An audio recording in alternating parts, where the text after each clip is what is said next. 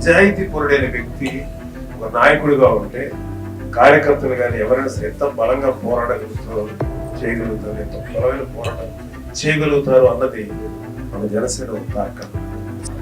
పవన్ కళ్యాణ్ గారు ఒక సందర్భంలో చెప్పిన మాట, విద్య వైద్యం ప్రజలకి ఫ్రీగా ఇవ్వాలి.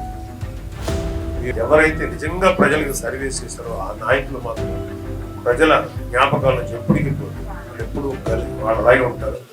సో మాకు ఎంత పేరు వస్తుందో ఏంటో సెకండరీ, అట్లీస్ట్ చనిపోయేటప్పటికి అరే ఈ ఏరియాలోనో ఈ ప్రాంతంలో ఈ రాష్ట్రంలో ఈ మాత్రం మార్పు తేగలిగే తృప్తుంటే సార్ అందుకు మించి మేము ఏమీ కోరుకోండి.